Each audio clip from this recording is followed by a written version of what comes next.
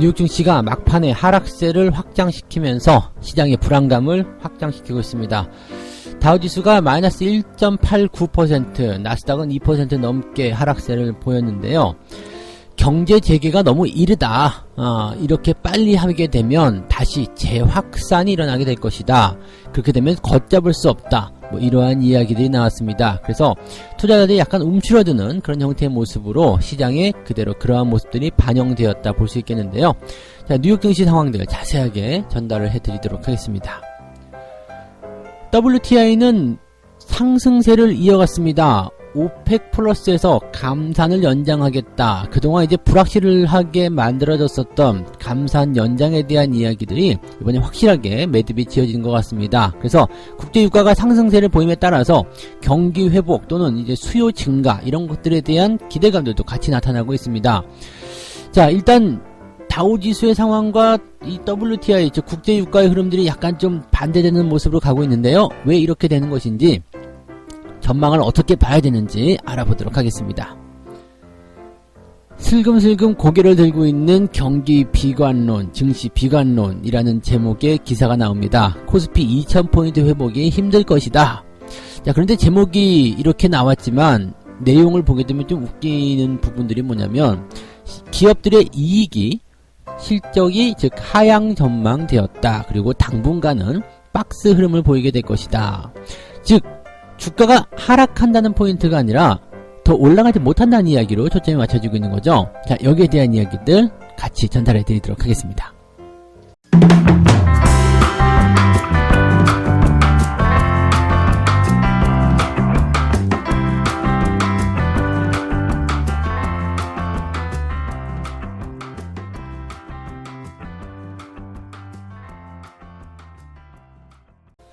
네, 반갑습니다. 오늘은 5월 13일 수요일 아침입니다. 미국 증시가 하락 흐름을 보였습니다. 아무래도 이제 약간의 걱정스러운 마음들 계속 가지고 있었으리라 생각은 좀 합니다. 경제 재개를 놔두고서 이렇다 저렇다 말들이 많은 것이 사실이죠. 이번 주 후반에 즉 15일날 뉴욕주의 본격적인 경제 재개, 또 그보다 앞서서 미국의 30개가 넘는 주에서 경제 재개가 이루어졌다는 부분들, 사실 이제 아직까지는 별 문제가 없습니다. 그렇지만 그럴 수도 있다라는 우려감이 지금 작용이 되고 있는 거고요. 거기에서 이제 불을 지펴 놓은 것이 이번에 우리나라의 이태원 쪽 재감염에 대한 그런 이야기가 아닌가 생각이 듭니다. 그것 봐라. 한국, 그리고 물론 독일도 있었어요. 독일. 이런 국가들, 나름대로 잘 해왔었다라고 생각됐었던 그런 국가들이 다시 재확산의 우려를 가지고 있는 만큼 우리도 서두르면 안 된다라는 이야기를 하고 있는 거죠. 한국에서도 저 정도인데, 독일에서도 저 정도인데, 우리가 그냥 마음대로 열었다가 큰일 나는 거 아니냐. 근데 이미 유럽이라든지 다른 여러 국가들에서 이미 시작이 됐어요.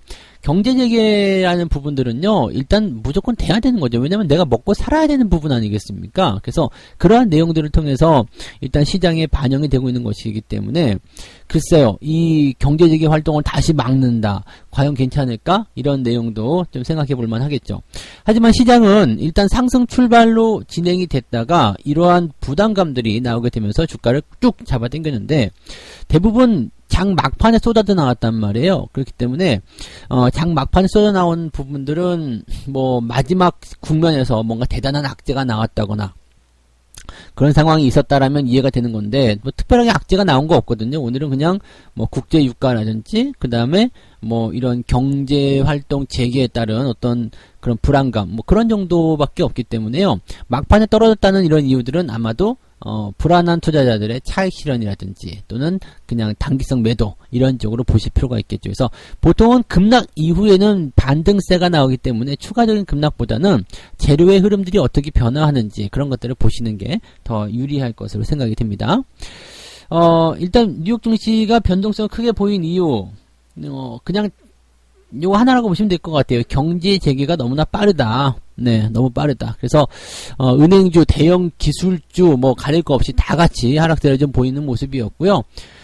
경기 회복의 수혜주들이 하락세를 좀 많이 보였다라는 부분이 있다는 얘기입니다. 실질적으로 이제 경제 재개가 너무 빠르다라는 것 자체가 경기 회복과 관련된 종목군들에게 직접적으로 타격을 주는 부분이죠. 자, 이제 좀 살아나나 보다. 그러면서 이제 갈 수 있는 것들이 뭐예요? 은행이라든지 또는 이제 소비. 예, 요즘에 보니까 엘리베이터 광고에서도 이런 거 있더라고요. 이 정부가 지불하는 이제 그 긴급 재난지원금 이거 가지고 어디다 쓰냐 그랬더니 옷도 사입고 커피도 사 마시고 뭣도 하고 밥도 사 먹고 머리도 하고 뭐 등등등. 네, 사실 지역사회에서 사용하는 수 있는 거의 대부분의 것들이 다 활용이 되잖아요. 그러다 보니까 지금 바로 이러한 그 관련 업종군들, 관련 어떤 소비에 대한 부분들이 막 살아나고 있는 거였죠. 그러니까 이것은 우리나라뿐만이 아닐 거예요. 뭐 전 세계 어느 국가나 다 마찬가지죠. 왜 소비와 직접적으로 관련되어 있는 거니까. 그런 업종군들이 이제 막 살아나려고 하다가 경제활동 재개 너무 이른데 안 될 것 같은데 더 연장해야 되는데 이렇게 얘기 나오니까 바로 갖다 때려버리는 거죠.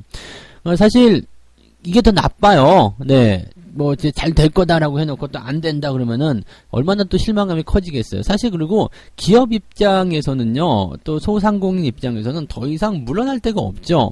지금 이 정도만 해도 많이 참았던 거 아닙니까? 뭐 3월부터 시작했어요. 3, 4 거의 뭐 생각해 보세요. 가게를 운영하고 있는데 한 두어 달을 그냥 놀아버리라고 한다라면 그거 가게세랑 이런 거 어떻게 할 거예요? 그리고 가게세 내는 것은 뭐 대출로서 지원해준다. 이렇게 얘기 나오니까 얼마나 이것도 억장이 무너지는 얘기입니까? 열받죠. 그래서 여기서는 이제 더 이상 참을 수 없다. 이런 부분들이 분명히 있을 거예요.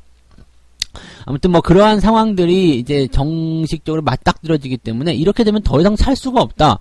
예. 그리고 이제 2분기부터 슬슬 회복이 되는 그런 형태의 모습이 가야 되는데 이렇게 경제 재개를 또 막고 나면 어떻게 살아남느냐. 이 경기 회복이 더 늦어질 수밖에 없다. 이렇게 되면 당연히 문제가 되는 것 아니냐. 이런 식의 불안감들이 시장을 덮치게 되는 내용이 되겠죠. 물론 그렇습니다. 경제활동이 너무 빨리 재개가 됐을 때 더 큰 어떤 충격이 나올 수도 있다 이런 얘기죠. 오늘 이제 경기 회복 관련한 종목군들이 줄줄이 이제 하락세에 보이는데 은행, 그 다음에 뭐 나이키, 디즈니 전부 다 이제 소비나 그런 쪽에 들어가는 거죠. 그 다음에 페이스북, 애플 모두 다 하락세를 보였습니다. 그리고 아마존, 넷플릭스, 알파벳 전부 다 내린 거예요. 그러니까 모든 기업들, 대기업, 기술주, 뭐 소비와 관련된 종목군들, 은행주들 다 같이 내려가면서 주가를 하락하게 만든 이유들이 확인이 된 건데. 일단 국립 알레르기 감염병 연구소 소장이라고 합니다. 파우치라는 사람인데요. 앤서니 파우치가 뭐라고 얘기했냐면 사용 가능한 백신이 나오기 전까지 시간이 걸릴 것이다. 그렇죠. 시간은 걸릴 것이다. 다른 주들의 경제 활동이 너무 빨리 재개가 되면 더 큰 충격과 죽을 맞이할 수 있다. 그러니까 이건 무슨 얘기냐면 백신이나 치료제가 나오지 않은 상태에서 이것이 다시 재확산으로 들어가게 되면 또다시 같은 규모의 충격이 나타날 수도 있다는 얘기죠. 그러니까 지금 잘 잡혀가고 있는 상태에서 굳이 무리하지 마라. 예. 왜냐면 이제 그냥 짧은 기간이면 짧은 기간일 수 있잖아요. 뭐 1, 2주 또는 한 달. 이 정도만 더 버텨주면 앞으로 향후 몇 년간 몇십 년간 아니면 평생이 행복할 텐데 이거 한두 달 이런 거 참지 못해가지고 그 수많은 기간 동안에 행복해야 될 사람들이 또 죽음을 맞이한다거나 또 같이 이제 원상복귀 된다거나 이렇게 되면은 문제 있는 것 아니냐 이런 식의 얘기가 나오는 거죠. 블랙록 자산운용 최고 투자 전략가도 이런 얘기를 합니다. 투자자들이 경제 재개방에 대한 기대, 그 다음에 여전히 좋지 않은 데이터 사이 이 구간에서 서로 어디로 가야 될지 몰라 하고 있다. 이거는 근데 투자자들 뿐만 아니라 이렇게 운영자들도 마찬가지예요. 그래서 어디다 발을 맞추라고 라가 되는 거죠. 근데 이제 투자자들하고 이제 운영자들하고의 차이가 조금 있는 것은 뭐냐면 그냥 이렇게 보시면 됩니다. 집행 자금의 연속성이라고 봐야 되겠죠. 네. 자, 지금은 일단 시장에 어떤 재료가 나오든 관계없어. 밑에서 다 사들여.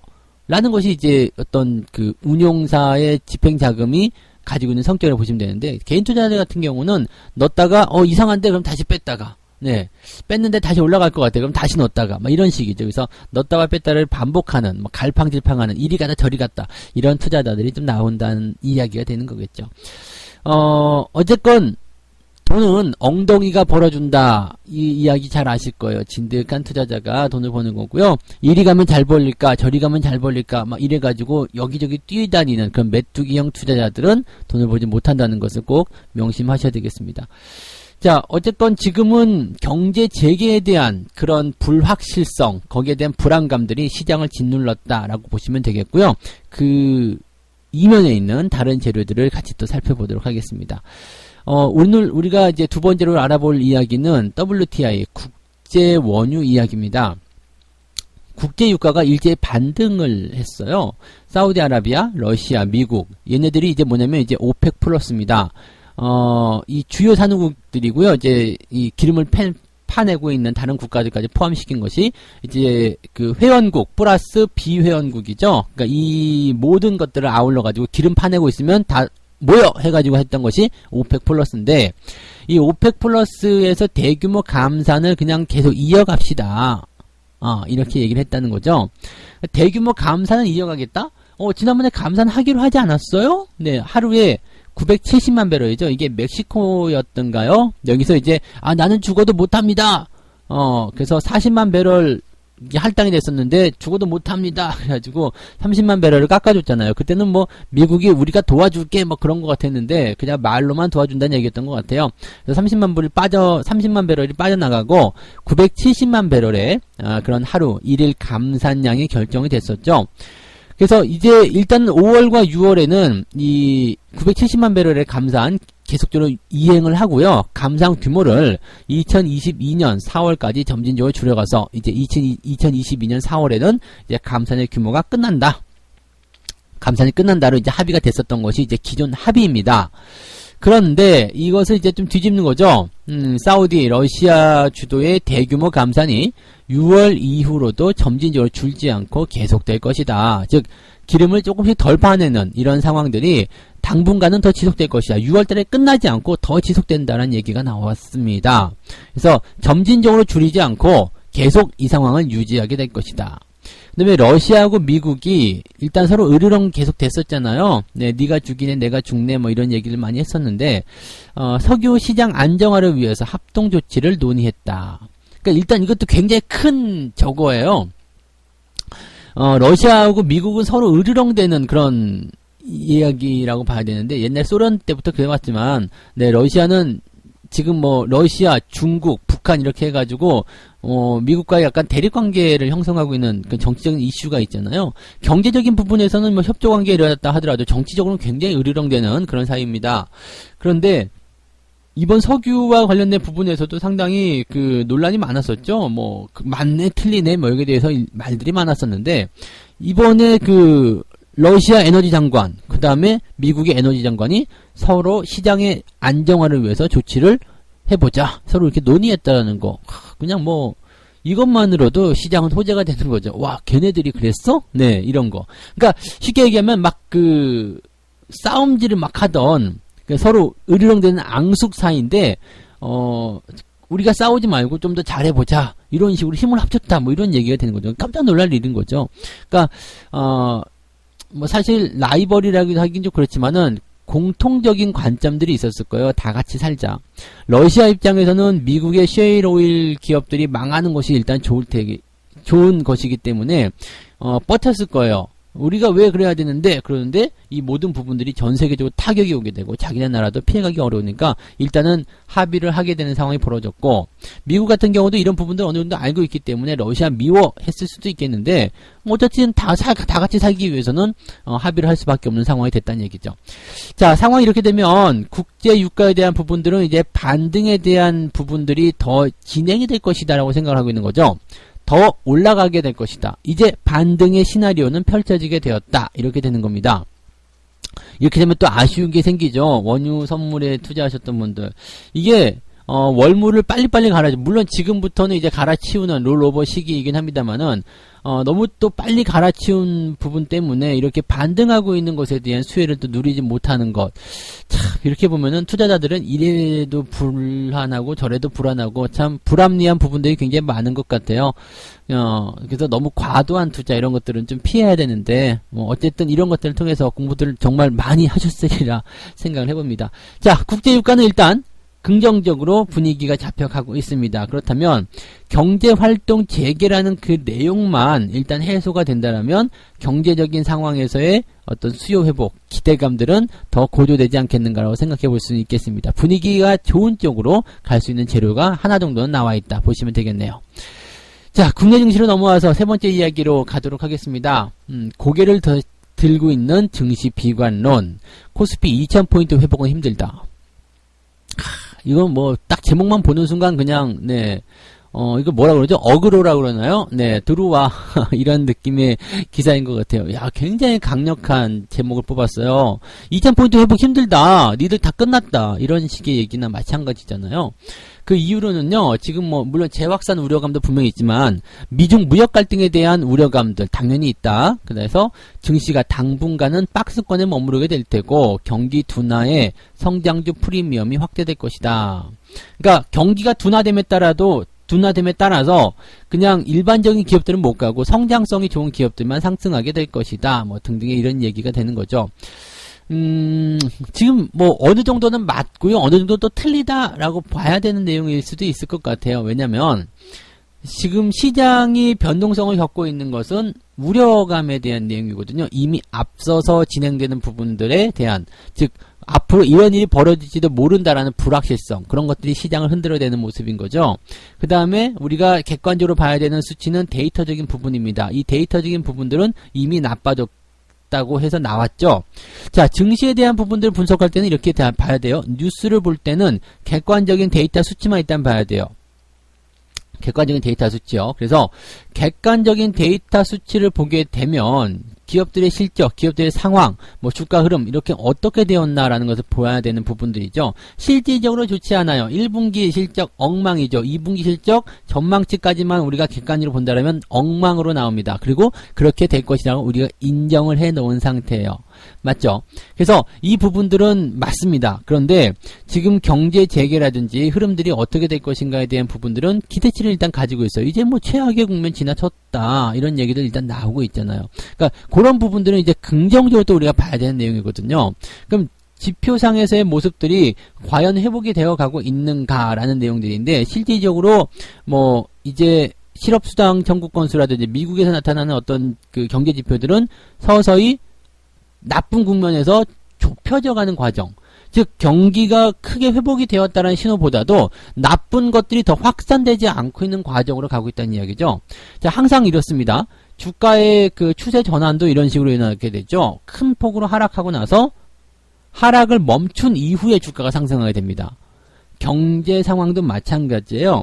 막 계속적으로 지표가 나쁘게 나타났다. 그리고 나서 나빠지는 것이 잠잠해지거나 또는 그 나쁜 폭이 줄어든 이후에 다시 플러스로 전환해야 되는 겁니다. 나빴다가 갑자기 플러스 전환되고 막 이런 식으로 미친 짓거리를 하지 않습니다. 그래서 시장에 대한 분위기들은 일단 그렇게 봐야 되고요. 객관적인 지표상에서 만들어진 맞닥뜨린 경제지표 상황에서의 그런 그 포인트는 전부 다 주가에 이미 반영이 됐다고 보시면 되겠습니다. 그 정도 많이 빠졌죠.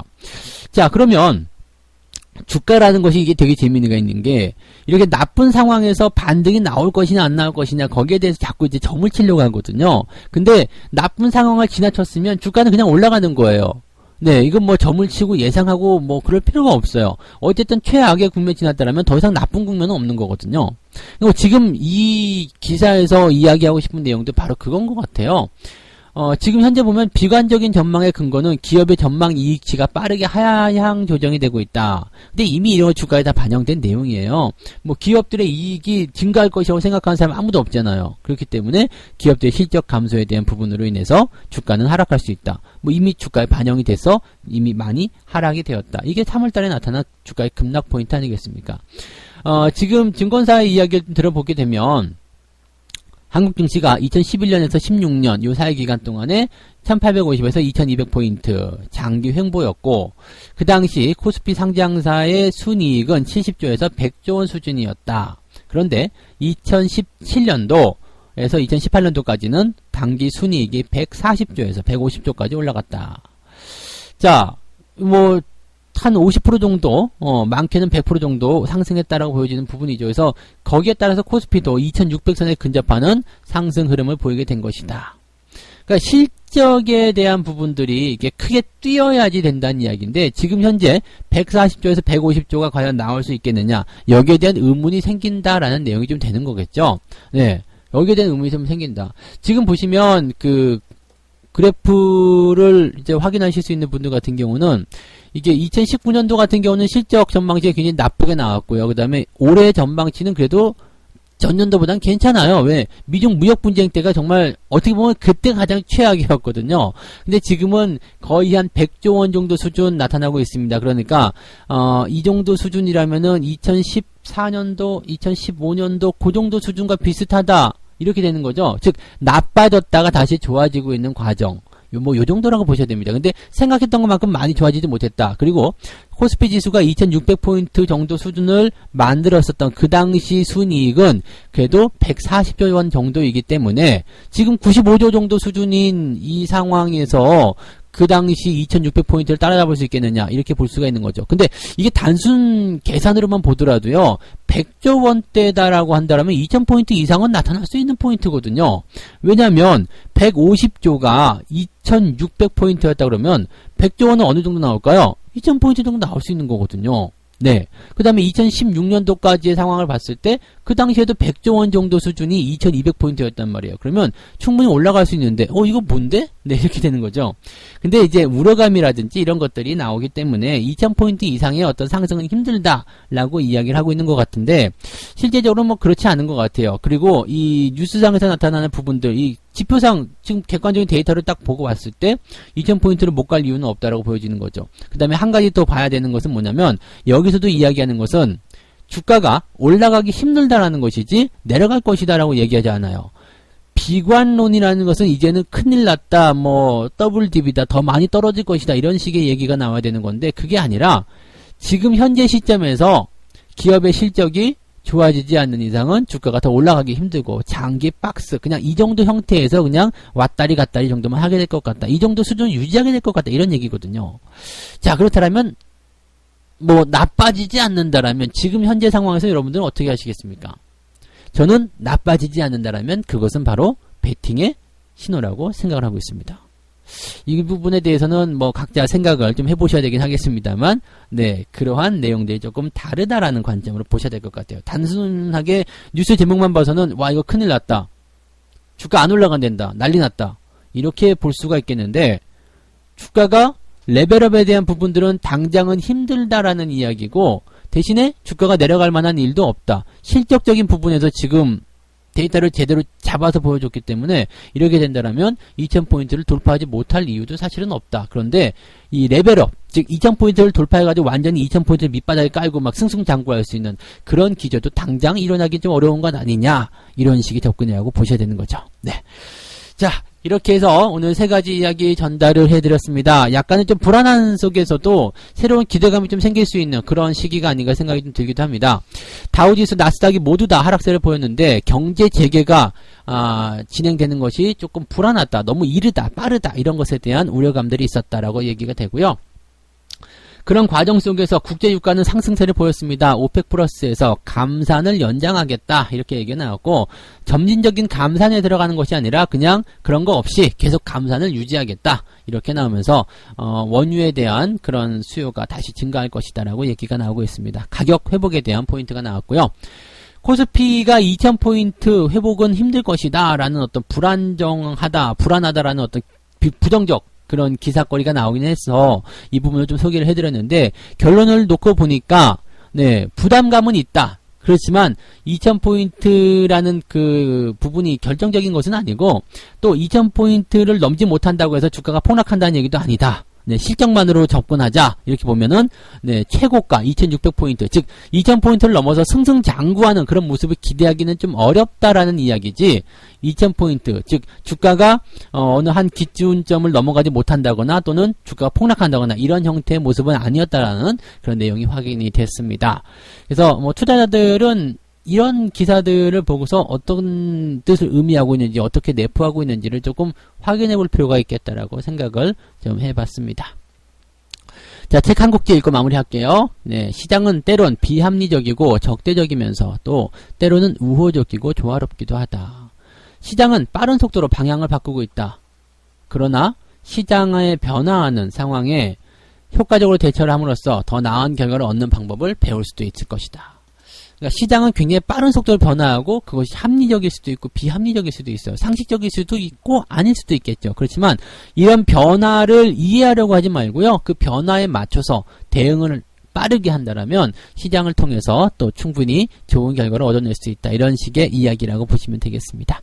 자, 오늘은 여기까지 갈게요. 네, 오늘 약간 변동성은 나타날 수 있어요. 뭐 만기일 바로 전날이기 때문에 말씀드렸던 대로 큰 폭의 하락보다는 어쩌면 큰 폭의 하락이 나타날 수 있겠죠. 그렇지만 그것을 바로 또 잡아 올릴 수 있는 그런 배경들이 충분히 있을 겁니다. 너무 걱정하실 필요는 없어요. 그래서 시장에 대한 전망은 그냥 앞으로 더 떨어질 것이다, 폭락할 것이다가 아니라 오르는 부분의 제한적인 내용들이다라는 것을 보시면 되는 거예요. 네, 꼭 그 부분을 우리가 달리 생각해야 된다는 것 다시 한번 강조드리니까 잊지 마시고 오늘 하루도 슬기롭게 잘 넘겨서 성공 투자로 가시기 바랍니다. 저는 다음 시간에 다시 오겠습니다. 고맙습니다.